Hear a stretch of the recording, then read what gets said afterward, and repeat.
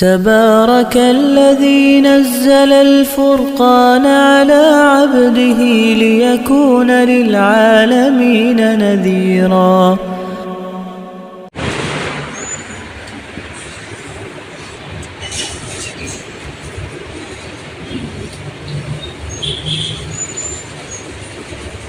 الحمد لله رب العالمين،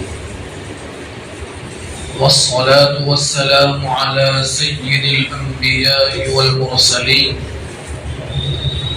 محمد بن عبد الله الأمين وعلى آله وأصحابه أجمعين. أما بعد،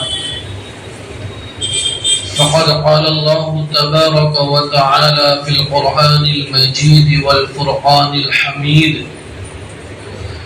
أعوذ بالله من الشيطان الرجيم، بسم الله الرحمن الرحيم.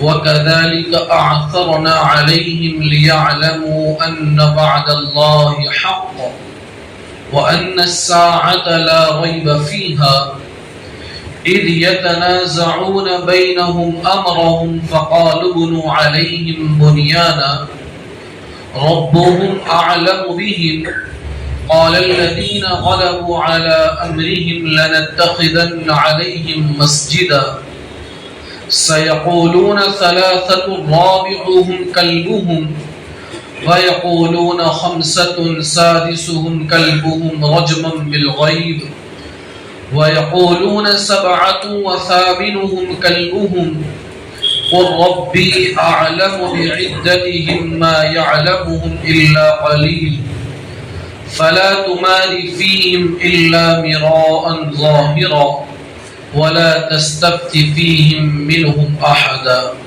صدق الله العظيم. اللهم ألهمنا رشدنا وأعذنا من شرور أنفسنا. اللهم ألهمنا رشدنا وأعذنا من شرور أنفسنا.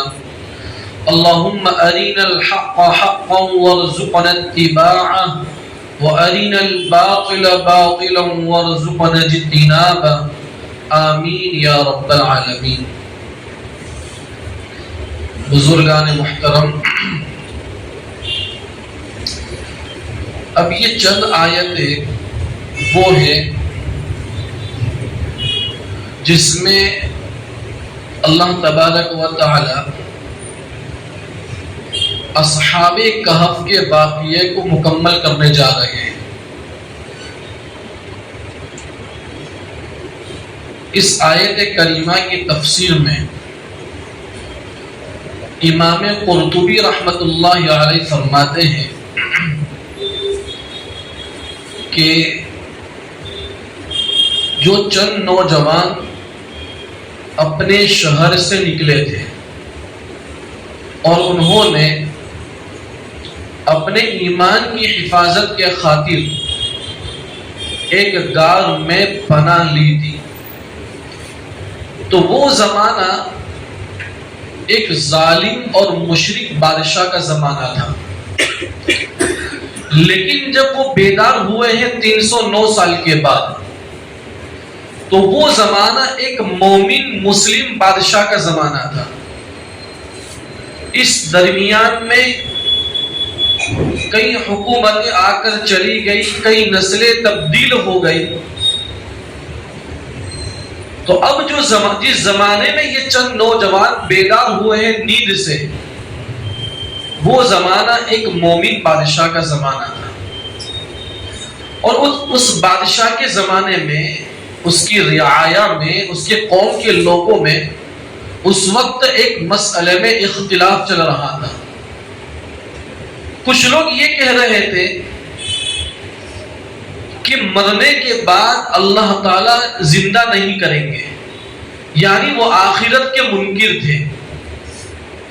اور کچھ لوگ یہ کہہ رہے تھے کہ مرنے کے بعد اللہ تبارک و تعالیٰ قیامت میں دوبارہ ساری انسانیت کو زندہ کریں گے. اور بادشاہ بھی مسلمان تھا تو اس کا بھی یہی عقیدہ تھا. بادشاہ ان منکرین آخرت کو مسئلہ سمجھاتا تھا اور دلائل بھی دیتا تھا کہ اللہ تبارک و تعالیٰ دوبارہ زندہ کریں گے، اس مرنے کے بعد ایک اور نئی زندگی آنے والی ہے۔ لیکن جو لوگ منکرین آخرت تھے، آخرت کا انکار کرتے تھے، وہ بادشاہ کی کسی بات کو نہیں سمجھتے تھے، بادشاہ کی کسی دلیل کو نہیں سمجھتے تھے۔ بالآخر بادشاہ نے ٹاٹ کا لباس پہنا اور راکھ کے ڈھیر پر، مٹی کے ڈھیر پر بیٹھ کر اس نے اللہ تعالیٰ سے دعا کی، اے اللہ تو کوئی ایسی صورت پیدا کر دے جس سے ان لوگوں کو میرا سمجھانا آسان ہو جائے۔ بادشاہ نے اللہ کے حضور یہ دعا کی، اور ادھر اللہ تبارک و تعالیٰ نے بادشاہ کی دعا کو اس طرح قبولیت بخشی کہ جو چند نوجوان غار میں 309 سال تک سوتے رہے ہیں، اللہ نے غار میں انہیں بیدار کر دیا۔ جب وہ بیدار ہوئے ہیں، نیند سے اٹھے ہیں، تو کہنے لگے بھئی ہمیں تو بھوک لگی ہے۔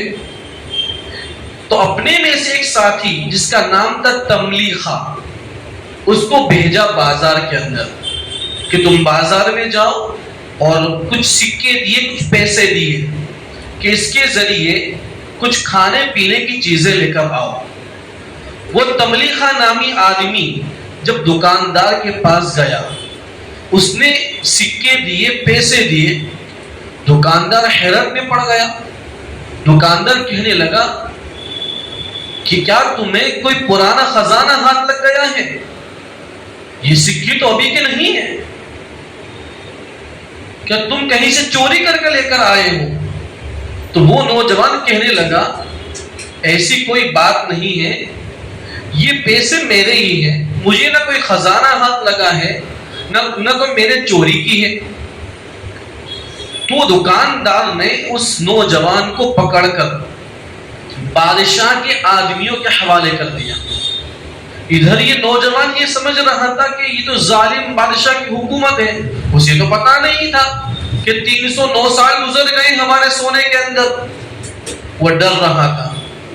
بادشاہ کے پاس پہنچا تو بادشاہ نے یہ کہا کہ سب سے پہلی بات تو یہ ہے کہ تم ڈرنا بند کر دو، میں خود ایک مسلمان مومن بادشاہ ہوں، کہ پہلے تم اپنی پوری کارگزاری سناؤ کہ تم کون ہو، کہاں سے آئے ہو۔ تو اس نوجوان تملیخہ نام کے آدمی نے پوری کارگزاری سنائی۔ بادشاہ جانتا تھا اس لیے کہ شاہی خزانے کے اندر ایک پتھر کی تختی تھی جس کے اوپر ان نوجوانوں کے نام لکھے ہوئے تھے، ان کے حالات لکھے ہوئے تھے، پوری ڈیٹیلز موجود تھی۔ بادشاہ نے یہ کہا اپنے کارندے سے کہ شاہی خزانے کے اندر جو تختی ہے وہ تختی لے کر آؤ۔ جب وہ تختی لے کر آئے تو بادشاہ نے ان ساتھیوں کے نام میچ کیے، تو سارے نام میچ ہو گئے۔ تو بادشاہ بہت خوش ہوا کہ تم تو بہت اونچے لوگ ہو، اللہ والے انسان ہو۔ بادشاہ نے یہ کہا کہ میں گزارش یہ کروں گا کہ تم اپنے ساتھیوں سے مجھے ملاقات کرا دو، جس غار میں ہے وہاں تک مجھے لے جاؤ۔ تو تملیخہ نامی جو آدمی نوجوان تھا وہ بادشاہ کو لے کر چلا، ساتھ میں بادشاہ کے ایک مجمع بھی چلنے لگا۔ غار کے پاس پہنچے ہیں، یہاں پر حضرات مفسرین کرام کی دو روایتیں ہیں۔ ایک روایت یہ ہے کہ تملیخہ نے یہ کہا بادشاہ سے کہ آپ ابھی اندر نہیں جا سکتے ہیں، پہلے میں اندر جاؤں گا اور ہمارے سارے ساتھیوں کو پوری کارگزاری سناؤں گا، پورا ماجرا بتاؤں گا۔ اب وہ ظالم اور مشرک بادشاہ کی حکومت نہیں ہے۔ تو وہ تملیخہ اندر گیا، اس نے ساتھیوں کو پوری کارگزاری سنائی کہ شہر میں تو کچھ اور حال ہے۔ اب بادشاہ کو اندر آنے کی اجازت دی۔ بادشاہ اندر آیا، سارے نوجوانوں سے اس نے مصافحہ کیا، معانقہ کیا اور دعا کی درخواست کی۔ بادشاہ باہر آیا، اللہ تبارک و تعالی نے غار کے اندر ان چند نوجوانوں کے اوپر اصلی موت طاری کر دی۔ ایک روایت تو یہ ہے۔ دوسری روایت مفسرین نے یہ لکھی ہے کہ وہ تملیخہ نام کا آدمی جب اندر گیا اس نے اپنے ساتھیوں کو ساری باتیں سنائی. اللہ تبارک و تعالیٰ نے ان پر اسی وقت موت کو طاری کر دیا. ادھر بادشاہ جو باہر کھڑا تھا لشکر کو لے کر، اللہ نے بادشاہ کے دل کے اوپر ایسا رعب ڈال دیا کہ وہ اس بادشاہ نے دوبارہ اس غار کے اندر جھانکنے کی ہمت نہیں کی. یہ واقعہ پیش آیا. اس واقعے سے شہر کے اندر جو لوگ آخرت کا انکار کر رہے تھے اب انہیں یقین آ گیا اللہ کی قدرت کے اوپر کہ جو اللہ اصحاب کہف کو غار کے اندر 309 سال تک سلا کر دوبارہ اٹھا سکتا ہے تو وہ اللہ ہمیں مرنے کے بعد ہزاروں سال کے بعد قبر سے قیامت کے دن دوبارہ زندہ بھی کر سکتا ہے. اب سب کو یقین آ گیا. یہ بادشاہ کی دعا قبول ہوئی، اللہ تعالیٰ نے یہ ماجرا دکھا دیا. مشرکین مکہ کو بھی یہی اعتراض تھا حضور صلی اللہ علیہ وسلم کے اوپر. وہ کہتے تھے اَإِذَا كُنَّا عِظَامًا نَخِرًا، کہ آپ پیغمبر ہیں اور آپ کہتے ہیں کہ مرنے کے بعد ایک اور زندگی آنے والی ہے، تو ہم مرنے کے بعد ہمارا جسم گل سڑ جائے گا، ہماری ہڈیاں کھوکھلا ہو جائے گی، قبر کے اندر ہم گل جائیں گے، تو اللہ دوبارہ کیسے زندہ کر سکتا ہے؟ اللہ نے قرآن میں جواب دیا أَفَعَيْنَا بِالْخَلْقِ الْأَوَّلِ، جب ہم نے تمہیں پہلی مرتبہ پیدا کیا اس وقت ہمارے سامنے تمہارا کوئی نمونہ بھی نہیں تھا، کوئی پلان بھی نہیں تھا، تمہارا کوئی مٹیریل بھی نہیں تھا. جب ہم نے بغیر پلان کے بغیر مٹیریل کے تمہیں وجود بخشا اور وہ ہم پر مشکل نہیں تھا، وہ ہمارے لیے بے انتہا آسان تھا، تو ایک مرتبہ پیدا کرنے کے بعد ہمیں دوبارہ پیدا کرنا ہمارے لیے تو بہت آسان ہے. تمہیں تعجب کس بات پر ہو رہا ہے؟ قرآن میں ایک مقام پر اللہ تبارک و تعالیٰ نے کہا کہ ہم نے انسان کو نطفے سے پیدا کیا ہے، مرد کے قطرے سے، ناپاک قطرے سے پیدا کیا ہے. اس کی مثال دی جاتی ہے کہ آپ دیکھیں گے کہ دنیا کے بڑے سے بڑے انجینئر کو کہ وہ نقشہ بناتا ہے پلاسٹک کے اوپر، وہ نقشہ بناتا ہے پتھر کے اوپر، وہ نقشہ بناتا ہے اسٹیل کے اوپر. دنیا کا انجینئر کسی بھی چیز کے اوپر نقشہ بنا سکتا ہے، لیکن آج تک کوئی ایسا انجینئر پیدا نہیں ہوا کہ جس نے پانی کے اوپر کسی کا نقشہ بنایا ہو. میرا اور آپ کا پروردگار وہ ہے جس نے مرد کے ناپاک نطفے پانی کے قطرے کے اوپر میرا اور آپ کا نقشہ بنایا ہے. یہ اللہ کی قدرت ہے. اللہ اپنی اس قدرت کو بتلانا چاہتے ہیں کہ مرنے کے بعد دوبارہ زندہ ہونا ہے. اسی بات کو اللہ تبارک و تعالیٰ قرآن میں بیان فرما رہے ہیں وَكَذَلِكَ أَعْثَرْنَا عَلَيْهِمْ، اور اسی طرح ہم نے لوگوں کو اصحاب کہف کے حال پر مطلع کر دیا، باخبر کر دیا. لِيَعْلَمُوا أَنَّ وَعْدَ اللَّهِ حَقٌّ، کہ لوگ جان لے اللہ کا وعدہ سچا ہے، حق ہے. وَأَنَّ السَّاعَةَ لَا رَيْبَ فِيهَا، اور قیامت کے بارے میں کوئی شک نہیں ہے، قیامت آ کر رہے گی. اب آگے اللہ تعالیٰ ارشاد فرماتے ہیں اِذْ يَتَنَازَعُونَ بَيْنَهُمْ أَمْرَهُمْ، اصحاب کہف کا چرچا شہر میں ہونے لگا اور لوگوں کے سامنے ان کی موت بھی آئی. تو شہر کے لوگوں کے دلوں میں اصحاب کہف کا تقدس، ان کی عزت بہت بڑھ گئی. لوگ ان کی زیارت کے لیے اس غار کے پاس آیا کرتے تھے. قرآن یہ کہتا ہے یاد کرو اس وقت کو کہ جب لوگ آپس میں ان کے معاملے میں جھگڑ رہے تھے. کس معاملے میں جھگڑ رہے تھے؟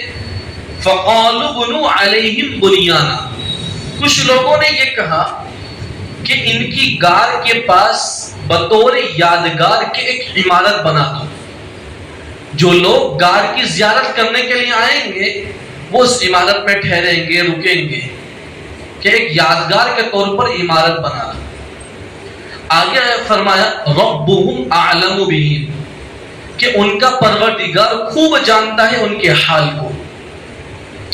یہ جو جملہ ہے ربهم اعلم بهم، تفسیر محیط میں، تفسیر محیط برہانی کے اندر اس جملے کے دو مطلب لکھے ہیں.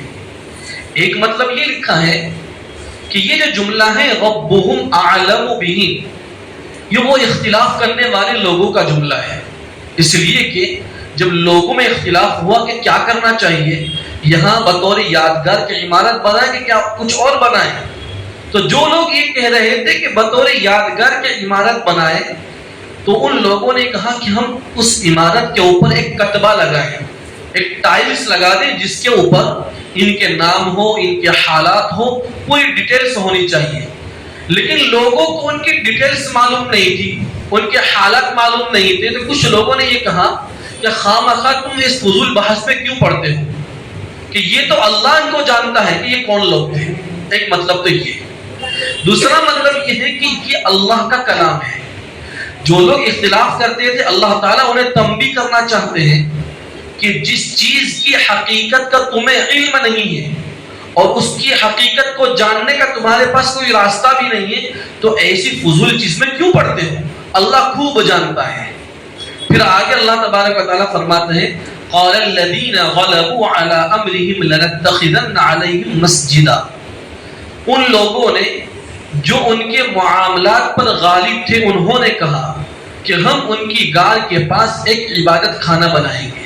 کچھ لوگوں نے یہ کہا کہ بھئی عمارت بنا دو بطور یادگار کے، لیکن بادشاہ نے اور بادشاہ کے شاہی گھرانے کے لوگوں نے یہ کہا کہ ہم اس غار کے پاس ایک عبادت خانہ بنائیں تاکہ جو لوگ زیارت کرنے کے لیے آتے ہیں ان لوگوں کی، وہ لوگ اس مسجد کے اندر اپنی سہولیات پوری کریں، نماز وغیرہ ادا کریں، اور مسجد کے نیک اعمال سے ان صاحب قبر کو اس کا فیض پہنچے۔ یہ بادشاہ نے یہ کہا۔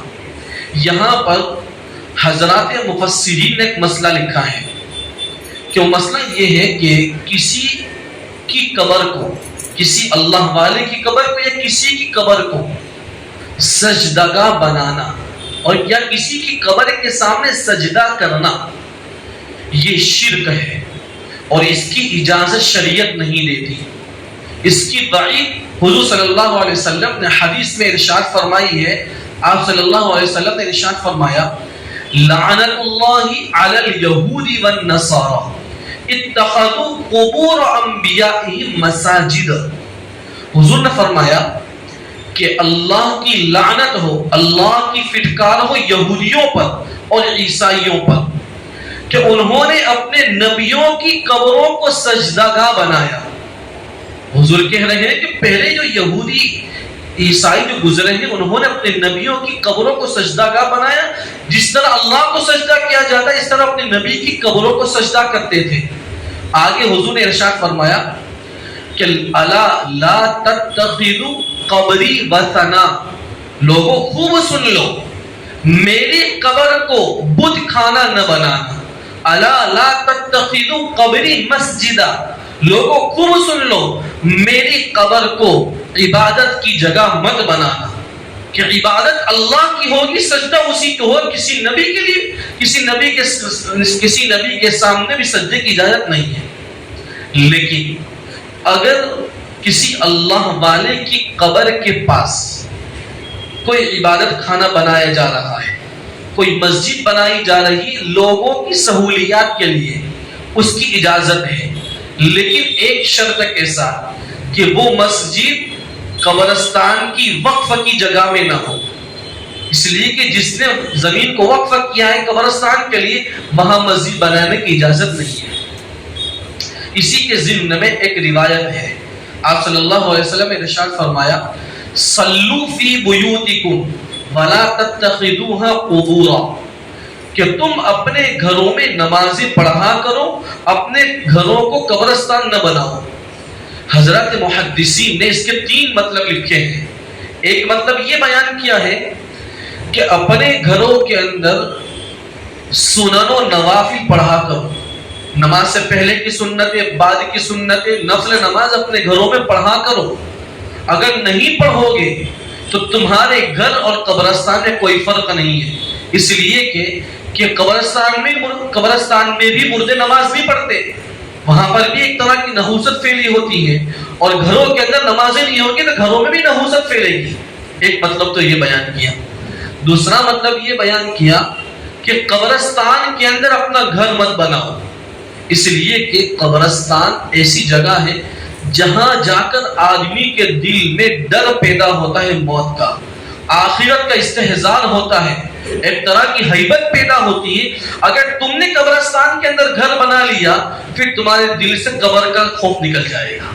اور تیسرا مطلب یہ ہے کہ اپنے گھر کے اندر کسی کی قبر مت بناؤ، اپنے گھر کے اندر کسی کی قبر مت بناؤ، اگر بناؤ گے دل سے قبر کی ہیبت نکل جائے گی۔ لیکن دیکھیے حضور صلی اللہ علیہ وسلم کی قبر حضرت عائشہ رضی اللہ عنہا کے حجرے میں بنی ہے، یہ نبی صلی اللہ علیہ وسلم کی خصوصیت تھی، یہ امت کے لیے مسئلہ نہیں ہے۔ ان تین مطلب میں سے سب سے راجح مطلب پہلا ہے کہ اپنی گھروں کے اندر نوافل اور سنن پڑھا کرو تاکہ تمہارا گھر قبرستان نہ بنے۔ آگے اللہ تبارک و تعالی ارشاد فرماتے ہیں سَيَقُولُونَ ثَلَاثَةٌ رَابِعُهُمْ كَلْبُهُمْ، کہ اب اصحاب کہف کتنے تھے، ان کی تعداد کتنی تھی؟ تو کچھ لوگوں نے کہا کہ وہ 3 تھے، چوتھا ان کا کتا تھا۔ وَيَقُولُونَ خَمْسَةٌ سَادِسُهُمْ كَلْبُهُمْ، کچھ لوگوں نے کہا ان کی تعداد 5 تھی، چھٹا ان کا کتا تھا۔ رجمًا بالغیب، قرآن یہ کہتا ہے کہ یہ جو باتیں کہہ رہے ہیں، کوئی کہتا ہے کہ 3 تھے، چوتھا ان کا کتا تھا، کوئی کہتا ہے کہ 5 تھے، چھٹا ان کا کتا تھا۔ قرآن یہ کہتا ہے کہ یہ ان کی یہ بات کہنا یہ اٹکل پچو تیر چلانا ہے، جس کو اپنی زبان میں کہتے ہیں اندھیرے میں تیر چلا دیا۔ ان کے پاس اس کی کوئی دلیل نہیں ہے۔ جو لوگ کہہ رہے ہیں 3 تھے، چوتھا کتا، 5 تھے، چھٹا کتا، اس کی ان کے پاس کوئی دلیل نہیں ہے۔ آگے کچھ لوگوں نے یہ کہا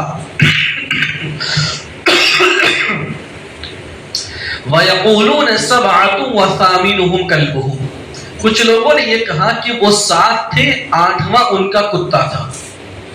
اب آگے اللہ فرماتے ہیں قُلْ رَبِّي أَعْلَمُ بِعِدَّتِهِمْ مَا يَعْلَمُهُمْ إِلَّا قَلِيلٌ، اے پیغمبر آپ کہہ دیجئے کہ میرا رب ان کی گنتی کو، ان کی تعداد کو بہتر جانتا ہے۔ ما يعلمهم الا قلیل، ان کی گنتی کو بہت کم لوگ جانتے ہیں۔ حضرات صحابہ میں سے عبداللہ ابن عباس رضی اللہ عنہما کا قول حضرات مفسرین نے نقل کیا ہے۔ عبداللہ ابن عباس رضی اللہ عنہما کہتے ہیں کہ میں ان لوگوں میں سے ہوں جن کے بارے میں قرآن یہ کہتا ہے کہ اصحاب کہف کی گنتی کو جاننے والے بہت کم ہیں۔ انا من القلیل، میں کم لوگوں میں سے ہوں کہ ان کی تعداد 7 تھی، 8واں ان کا کتا تھا۔ تو کسی نے پوچھا عبداللہ ابن عباس سے کہ آپ اتنے کانفیڈنس اور اتنے اعتماد کے ساتھ کیسے کہتے ہو کہ اصحاب کہف 7 تھے، 8واں ان کا کتا تھا؟ عبداللہ ابن عباس رضی اللہ عنہما نے جواب دیا کہ دیکھو، جب پہلی 2 باتیں کہی گئی کہ وہ 3 تھے، چوتھا ان کا کتا تھا، وہ 5 تھے، چھٹا ان کا کتا تھا، ان دونوں باتوں کے بعد اللہ تعالیٰ نے ان کی تردید فرمائی کہ یہ تو بے دلیل بات کر رہے ہیں۔ قرآن کریم کا ان کی تردید فرمانا یہ ایسا ہے کہ ان کی باتیں جھوٹی ہے، معتبر نہیں ہے۔ اور جب قرآن نے یہ کہا کہ وہ 7 تھے، 8واں ان کا کتا تھا، اللہ نے ان کی تردید نہیں فرمائی۔ اس سے معلوم یہ ہوتا ہے کہ ان کی تعداد 7 تھی، 8واں ان کا کتا تھا۔ یہ عبداللہ ابن عباس رضی اللہ عنہما تمام صحابہ کے اندر ان کا لقب ہے رئیس المفسرین، حبر الامہ، کہ تمام مفسرین کے سردار۔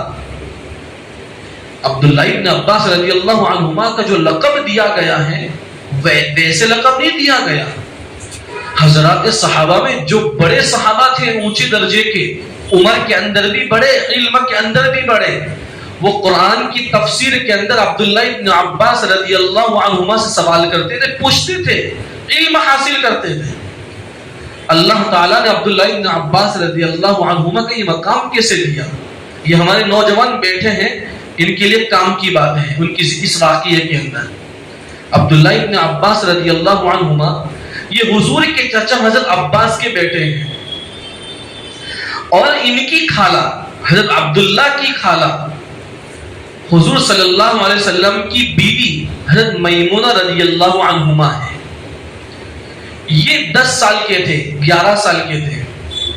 تو ایک مرتبہ جب حضور کی باری آئی حضرت میمونہ کے یہاں سونے کی، تو حضرت عباس نے کہا اپنے بیٹے سے، عبداللہ آج رات اپنی خالہ کے وہاں جا کر سو، اور حضور کے عمل کو دیکھو کہ آپ صلی اللہ علیہ وسلم رات میں کیا عبادت کرتے ہیں. حضرت عبداللہ ابن عباس اپنی خالہ کے یہاں گئے، کہا کہ خالہ میں آج آپ کے یہاں سوؤں گا، کہ بھئی ہمارے یہاں کوئی بہت خاص بستروں کا انتظام نہیں ہے. حضرت میمونہ نے ایک تکیہ دے دیا. حضرت عبداللہ ابن عباس اس تکیہ لے کر سو گئے. وہ سوئے نہیں تھے، وہ جاگتے تھے. حضور داخل ہوئے کمرے کے اندر، حضرت میمونہ کے کمرے میں داخل ہوئے اور پوچھا نام الغلیم، غلیم چھوٹے بچے کو کہتے ہیں. ہمارے علامہ انور شاہ کشمیری رحمت اللہ علیہ اس کا ترجمہ بہت پیارا کر دیتے ہیں نام الغلیم کا. کیا منا سو گیا؟ جس ہم کہتے ہیں چھوٹے بچے کو منا سو گیا. تو حضرت میمونہ نے کہا کہ ہاں منا سو گیا. آپ صلی اللہ علیہ وسلم حضرت میمونہ کے پاس سوئے. حضرت ابن عباس دیکھ رہے ہیں، رات کا ایک حصہ گزر گیا. آپ صلی اللہ علیہ وسلم بیدار ہوئے اور کمرے میں ایک مشکیزہ لٹکتا تھا، اس سے حضور نے پانی پیا، اور پانی پی کر آپ صلی اللہ علیہ وسلم قضائے حاجت کے لیے تشریف لے گئے. حضرت عبداللہ اٹھے اور جس جگہ سے حضور نے پانی پیا اسی جگہ سے پانی پی لیا، اور پھر آپ صلی اللہ علیہ وسلم کے لیے ایک برتن کے اندر پانی کا انتظام کیا کہ ابھی پیغمبر آئیں گے قضائے حاجت سے، حضور کو وضو کرنا ہوگا، اور پانی کا انتظام کر کر اس طرح رکھ دیا پانی کو کہ آپ صلی اللہ علیہ وسلم آئیں گے، آپ کو کوئی زحمت نہیں ہوگی، کوئی تکلیف نہیں ہوگی، آپ کو پانی مل جائے گا. آپ صلی اللہ علیہ وسلم تشریف لائے اور دیکھا پانی رکھا ہوا ہے اور مجھے کوئی تکلیف نہیں ہے. حضور آپ صلی اللہ علیہ وسلم نے وضو فرمایا. وضو فرما کر پوچھا حضرت میمونہ سے، میمونہ یہ پانی کس نے رکھا؟ حضرت میمونہ نے کہا کہ عبداللہ نے پانی رکھا ہے.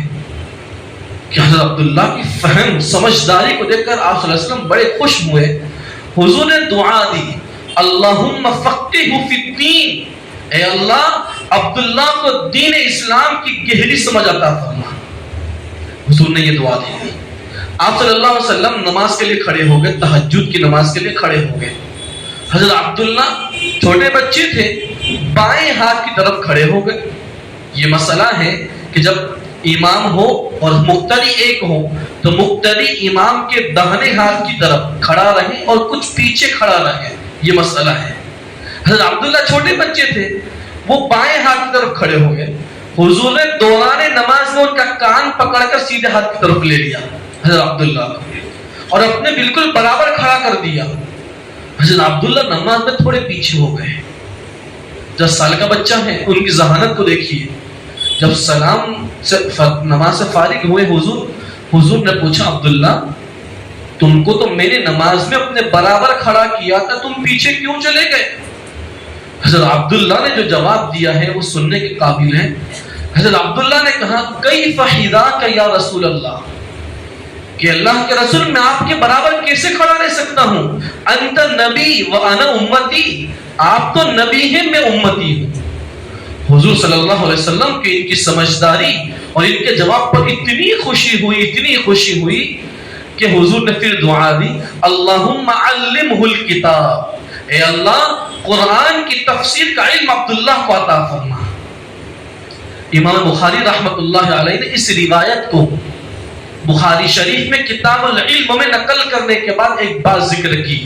امام بخاری فرماتے ہیں اس روایت سے معلوم یہ ہوتا ہے کہ لوگ دعائیں تو بہت کرواتے ہیں، لوگوں سے ریکویسٹ کرتے ہیں ہمارے دعا کرنا، یہ اچھی باتیں کروانی چاہیے، لیکن دعا لینے والے بہت کم ہوتے ہیں. کہ حضرت عبداللہ کو جو مقام ملا ہے وہ حضور کی خدمت کر کے ایسا کام کیا کہ حضور کا جی خوش ہو گیا. حضور نے دعائیں دی ہے کہ دعا لینے والے بہت کم لوگ ہیں. ہمیں چاہیے ہم اپنے اساتذہ، اپنے شیخ، اپنے والد، اپنی والدہ، اپنے کسی بڑے کی کوئی ایسی خدمت کریں ان کی اس خدمت کے نتیجے میں جو دل سے دعائیں نکلے گی وہ دعا کام کر جاتی ہے. حضرت عبداللہ کو جو مقام ملا ہے وہ اس دعا اس خدمت کی بنا پر جو حضور نے دعائیں دی تھی اس دعا کی وجہ سے یہ مقام ملا. انہیں رئیس المفسرین کہا گیا, حبر الامہ کہا گیا. وہ یہ کہتے ہیں حضرت عبداللہ ابن عباس کہ میرے نزدیک کہ اصحاب کہف 7 تھے, 8واں ان کا کتا تھا. آگے اللہ تعالیٰ ارشاد فرماتے ہیں فَلَا تُمَارِ فِيهِمْ إِلَّا مِرَاءً ظَاهِرًا وَلَا تَسْتَفْتِ فِيهِمْ مِنْهُمْ أَحَدًا. اب پیغمبر سے یہ کہا جا رہا ہے, اے پیغمبر آپ ان لوگوں کے بارے میں سرسری بحث سے زیادہ بحث نہ کیجئے. وَلَا تَسْتَفْتِ فِيهِمْ مِنْهُمْ أَحَدًا, اور ان کے بارے میں کسی سے سوال نہ کیجئے, پوچھ تاچھ نہ کیجئے. دیکھو ابھی یہ بتایا گیا کہ یہ 3 تھے, چوتھا ان کا کتا, 5 تھے, چھٹا ان کا کتا. قرآن یہ کہتا ہے, قرآن ہمیں یہ اصول بتاتا ہے قرآن کے پڑھنے پڑھانے والوں کو کہ تم کوئی ایسے مسئلے کے اندر بحث نہ کرو کہ جس کا کوئی فائدہ نہ ہو. کہ اللہ تعالیٰ کے نزدیک جو ٹھیک ہے وہ ٹھیک ہے, کہ جو مسائل جو بیکار ہیں, عبث ہیں, ان میں بحث و مباحثہ کرنا یہ اپنے وقت کو ضائع کرنا ہے. آج ہمارا یہی حال ہو چکا ہے کہ ہم ضروریاتی مسائل کے اندر بحث و مباحثہ نہیں کرتے ہیں. لوگ ایسے ہی فالتو بیکار مسئلوں کے اندر بحث و مباحثہ کرتے ہیں. لوگ پوچھتے رہتے ہیں کہ بھئی یزید پر لعنت کرنا جائز ہے کہ نہ جائز ہے. ایک مسئلہ لوگوں میں, محرم کا مہینہ آتا ہے, ارے بھئی یزید پر لعنت کرنا نہ کرنا کیا مرنے کے بعد اللہ یہ پوچھیں گے کہ تم نے اپنی زندگی میں یزید پر لعنت کی تھی کہ نہیں کی تھی؟ وہاں تو سوال یہ ہوگا کہ تم کتنا ایمان بنا کر لے کر آئے ہو, اپنی زندگی میں رسول کا کتنا اتباع کر کر آئے ہو, یہ سوال ہوگا. یہ فالتو جو سوالات ہوتے لوگ بحث و مباحثہ میں پڑھتے. قرآن کہتا ہے ایسے عبث اور بیکار مسائل کے اندر نہ پڑھو, یہ وقتوں کو ضائع کرنا ہے, نیکیوں کھانے والی چیزیں. آج ہم دیکھتے ہیں کہ واٹس ایپ کے اوپر کوئی بات آ گئی, لوگ یہاں سے کچھ لکھ رہے ہیں, وہاں سے کچھ لکھ رہے ہیں, ایک طرح کے بحث و مباحثہ کا بازار گرم ہے.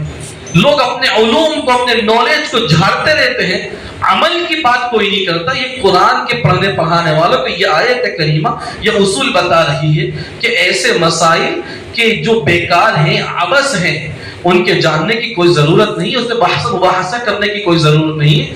ہمارے اکابرین میں سے علامہ انور شاہ کشمیری رحمۃ اللہ علیہ اتنے اونچے مرتبے کے آدمی ہیں. ان کے شاگردوں میں علامہ شبیر احمد عثمانی رحمۃ اللہ علیہ فرماتے ہیں اگر کوئی مجھے یہ پوچھے کہ تم نے غزالی اور رازی کو دیکھا ہے, امام غزالی امام رازی کو دیکھا ہے, میں کہوں گا کہ میں نے صورتاً غزالی اور رازی کو نہیں دیکھا, لیکن میں نے علماً غزالی اور رازی کو دیکھا ہے کہ میرا استاد علامہ انور شاہ کشمیری یہ غزالی اور رازی سے علم میں کم نہیں ہے. لیکن علامہ انور شاہ کشمیری رحمۃ اللہ علیہ کا جب انتقال ہو رہا تھا کچھ دیر پہلے, علامہ انور شاہ کشمیری رحمۃ اللہ علیہ رو رہے تھے, زاروں قطار رو رہے ہیں. اس وقت مفتی اعظم پاکستان مفتی محمد شفیع عثمانی رحمۃ اللہ علیہ پہنچے اور کہنے لگے حضرت آپ اتنا کیوں رو رہے ہیں, پوری زندگی آپ نے دین کے لیے خپا دی, دین کی خدمت میں خپا دی, کیوں رو رہے ہیں؟ کہنے لگے کہ مولوی محمد شفیع زندگی میں ہم نے یہی کیا ہے کہ امام شافعی کی یہی دلیل ہے, امام احمد کی یہی دلیل ہے, امام ابو اعظم کی یہی دلیل ہے, ہم لوگوں کی ائمہ کی دلائل بیان کرتے رہے. کیا اللہ کے یہاں یہ پوچھا جائے گا کہ تو نے کس کی دلیل کو بیان کیا, کس کی دلیل کو چھوڑا؟ اللہ کے یہاں تو دین پوچھا جائے گا, کتنا ایمان بنا کر آیا ہے, زندگی میں رسول کے کتنے طریقوں کو تو لے کر آیا ہے. اتنا بڑا امام اپنے مرنے کے وقت رو رہا ہے کہ میں نے پوری زندگی یہی ہم نے کام کیا, حالانکہ یہ ضروری چیز تھی.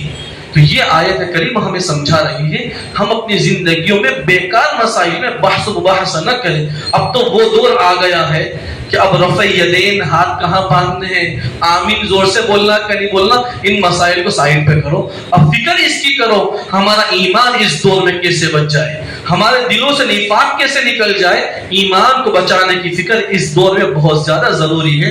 اللہ تبارک و تعالی ہمیں اس ان آیات میں جو اللہ نے اسباق دیے ہیں اپنی زندگی میں اپنانے کی ہمیں توفیق عطا فرمائے. سبحان اللہ وبحمدہ سبحانک اللہم وبحمدک ونشہد ان لا الہ الا انت نستغفرک ونتوب الیک سبحان ربک رب العزت عما یصفون وسلام علی المرسلین والحمد للہ رب العالمین برحمتک یا ارحم الراحمین. آئندہ ہفتے سے بدھ کے دن تفسیر ہوگی انشاءاللہ.